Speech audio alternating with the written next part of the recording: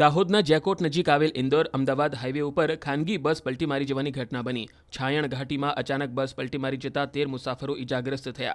જોકે બનાવને પગલે તાત્કાલિક અસરથી સ્થાનિક વહીવટીતંત્ર અને લોકો ઘટના સ્થળે દોડી આવ્યા અને ઈજાગ્રસ્તોને નજીકના દવાખાને સારવાર માટે ખસેડ્યા હતા. મહત્વનું છે કે આ બસ ગોંડલથી મધ્યપ્રદેશ જઈ રહી હતી, જેમાં મોટાભાગે શ્રમિક પરિવારો સવાર હતા. તે સમયે અચાનક ચાલકે સ્ટીયરિંગ પરનો કાબુ ગુમાવતા बस पलटी मारी गई थी. गोंडल से गाड़ी आ रही थी, एमपी जा रहे थे, तो अचानक हुआ। हमको भी मालूम, सोए हुए थे। फिर तो पलटी हो गई, उसके बाद में हम निकले।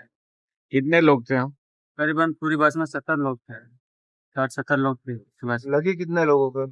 फिर लगी तो 10-12 बीचेक लोग को ज्यादा लगी। જેકોટમાં એક્સિડન્ટ થયું. એકદમ અચાનક અવાજ આવ્યો સવારમાં 4 વાગ્યાના ટાઈમમાં. તો અમે સૂતેલા હતા, તો જાગીને દોડીને આવ્યા. આમ શું થયું એમ જોવા, તો અહીંયા બસ એક પલટી થઈ ગઈ હતી. એમાં પેસેન્જર હતા, એ દબાઈ ગયેલા હતા અંદર. તો અમે ગામજનોએ બધા ભેગા થઈ અને લોકોને બધાને કાઢ્યા, અંદરથી કાચ ફોડી બીજું ખોદીને કાઢ્યા, આવી રીતે કરીને કાઢ્યા. લગભગ 6-7 જણને વધારે ઈજા થઈ છે અને બીજા નાના છોકરાઓને એમને વાગ્યું પણ ઓછું છે. એ હાલ હમણાં ઝાયડસમાં શિફ્ટ કર્યા છે. એમને એમ્બ્યુલન્સની મદદથી ઝાયડસ દવાખાના સુધી પહોંચતા કર્યા છે. 4 થી 5 એમ્બ્યુલન્સ અમે બોલાવી હતી. હા, પછી પોલીસ સ્ટાફ ને એ બધા આવ્યા, થોડી એમને બી મદદ કરી, થોડી ગામજનો મદદ કરી અને આમનો બચાવ કર્યો. અમે કોઈને મોત થાય એવું નથી, એટલી બધી ઈજા નથી થઈ. સવારમાં 5:30 વાગ્યાની આજુબાજુ ઘટના બનેલ છે. રામપુરા ઘાટી આગળ સાયણ ઘાટી, ત્યાં આગળ ખાનગી વ્હીકલ પલટી ખાય છે. ત્યાંથી અમને કોલ આવેલો છે. તાત્કાલિક સારવાર માટે તાત્કાલિક અમારી સેવાઓ ચાલુ કરી નાખી હતી અને બધા પેરો ખાલી કરીને બધા ટોટલ 13 પેશન્ટ આગળ આવેલી છે. એમાંથી 5 એક બાળક છે, એ લેડીઝ છે જોડે. એમને ઈજા થયેલ છે અને અત્યારે કોઈ ગંભીર નથી અને બધા જેટલા પણ પેશન્ટ છે બધાને સારવાર મળેલ છે અને બધા અંદર અત્યારે સારવાર હેઠળ અંદર દાખલ છે હેડ હોસ્પિટલમાં. દાહોદના જેકોટ નજીક આવેલ ઇન્દોર અમદાવાદ હાઈવે ઉપર ખાનગી બસ પલટી મારી જવાની ઘટના બની. છાયણ ઘાટીમાં અચાનક બસ પલટી મારી જતા 13 મુસાફરો ઈજાગ્રસ્ત થયા. જોકે બનાવને પગલે તાત્કાલિક અસરથી સ્થાનિક વહીવટીતંત્ર અને લોકો ઘટના સ્થળે દોડી આવ્યા અને ઈજાગ્રસ્તોને નજીકના દવાખાને સારવાર માટે ખસેડ્યા હતા. મહત્વનું છે કે આ બસ ગોંડલથી મધ્યપ્રદેશ જઈ રહી હતી, જેમાં મોટાભાગે શ્રમિક પરિવારો સવાર હતા. તે સમયે અચાનક ચાલકે સ્ટીયરિંગ પરનો કાબુ ગુમાવતા બસ પલટી મારી ગઈ હતી. गोंडल से गाड़ी आ रही थी, एमपी जा रहे थे, तो अचानक हुआ। हमको भी मालूम, सोए हुए थे। फिर तो पलटी हो गई, उसके बाद में हम निकले।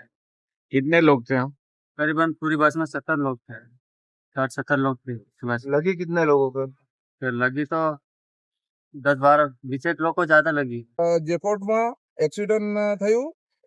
એકદમ અચાનક અવાજ આવ્યો સવારમાં 4 વાગ્યાના ટાઈમમાં. તો અમે સૂતેલા હતા, તો જાગીને દોડીને આવ્યા. આમ શું થયું એમ જોવા, તો અહીંયા બસ એક પલટી થઈ ગઈ હતી. એમાં પેસેન્જર હતા, એ દબાઈ ગયેલા હતા અંદર. તો અમે ગામજનોએ બધા ભેગા થઈ અને લોકોને બધાને કાઢ્યા, અંદરથી કાચ ફોડી બીજું ખોદીને કાઢ્યા, આવી રીતે કરીને કાઢ્યા. લગભગ 6-7 જણને વધારે ઈજા થઈ છે અને બીજા નાના છોકરાઓને એમને વાગ્યું પણ ઓછું છે. એ હાલ હમણાં ઝાયડસમાં શિફ્ટ કર્યા છે. એમને એમ્બ્યુલન્સની મદદથી ઝાયડસ દવાખાના સુધી પહોંચતા કર્યા છે. 4 થી 5 એમ્બ્યુલન્સ અમે બોલાવી હતી. હા, પછી પોલીસ સ્ટાફ ને એ બધા આવ્યા, થોડી એમને બી મદદ કરી, થોડી ગામજનો મદદ કરી અને આમનો બચાવ કર્યો. અમે કોઈને મોત થાય એવું નથી, એટલી બધી ઈજા નથી થઈ. સવારમાં 5:30 વાગ્યાની આજુબાજુ ઘટના બનેલ છે. રામપુરા ઘાટી આગળ સાયણ ઘાટી, ત્યાં આગળ ખાનગી વ્હીકલ પલટી ખાય છે. ત્યાંથી અમને કોલ આવેલો છે. તાત્કાલિક સારવાર માટે તાત્કાલિક અમારી સેવાઓ ચાલુ કરી નાખી હતી અને બધા પેરો ખાલી કરીને બધા ટોટલ 13 પેશન્ટ આગળ આવેલી છે. એમાંથી 5 એક બાળક છે, એ લેડીઝ છે જોડે. એમને ઈજા થયેલ છે અને અત્યારે કોઈ ગંભીર નથી અને બધા જેટલા પણ પેશન્ટ છે બધાને સારવાર મળેલ છે અને બધા અંદર અત્યારે સારવાર હેઠળ